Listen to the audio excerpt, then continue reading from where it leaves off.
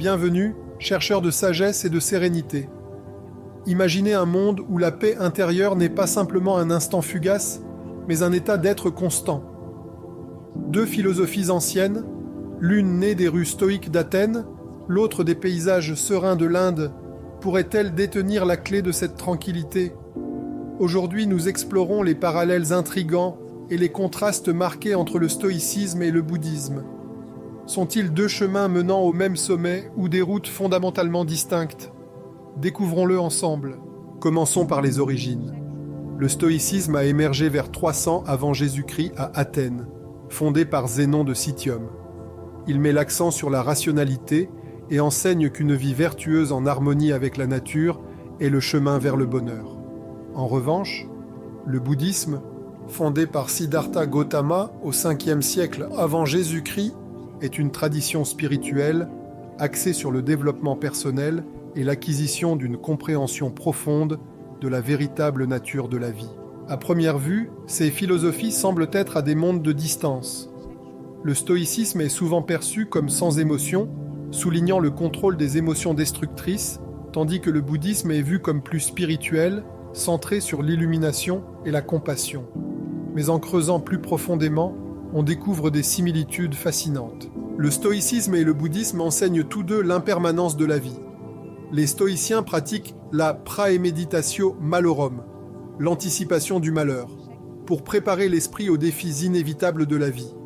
De même, le bouddhisme enseigne anicca, le concept que tout est transitoire et en constante évolution. Cette compréhension commune nous encourage à accepter les flux et reflux de la vie sans s'attacher aux moments éphémères ni craindre la perte. Parlons maintenant du désir. Les stoïciens croyaient que le désir conduit à la souffrance. Ils prenaient la distinction entre ceux que nous pouvons contrôler et ceux que nous ne pouvons pas, réduisant ainsi les désirs inutiles.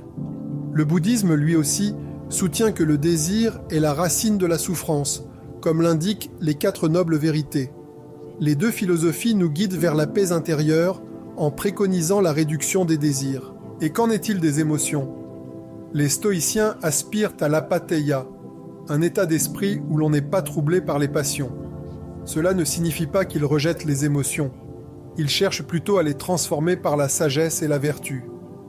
Les bouddhistes, quant à eux, pratiquent la pleine conscience et la méditation pour comprendre et gérer les émotions, visant un état d'équanimité.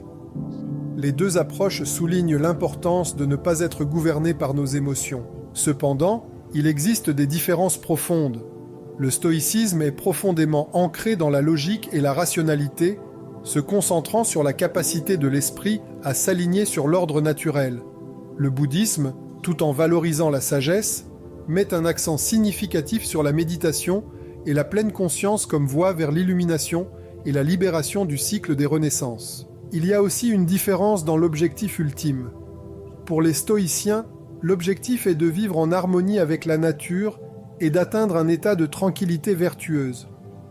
Pour les bouddhistes, le but ultime est le nirvana, une paix intérieure profonde atteinte en transcendant le soi et le cycle de la souffrance. Alors, le stoïcisme et le bouddhisme sont-ils similaires ? D'une certaine manière, oui. Ils offrent tous deux des perspectives profondes sur la gestion de la souffrance et la quête de la paix. Mais ils divergent également dans leurs méthodes et objectifs ultimes. Que vous penchiez vers la discipline rationnelle du stoïcisme ou le voyage méditatif du bouddhisme, les deux chemins offrent des leçons précieuses pour une vie bien vécue. Quelle philosophie résonne en vous ? Est-ce la sérénité rationnelle du stoïcisme ou la pleine conscience compatissante du bouddhisme ? Partagez vos pensées dans les commentaires ci-dessous.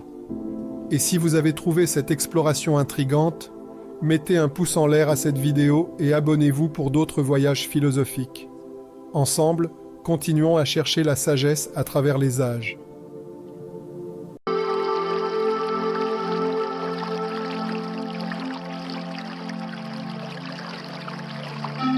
Clarté mentale.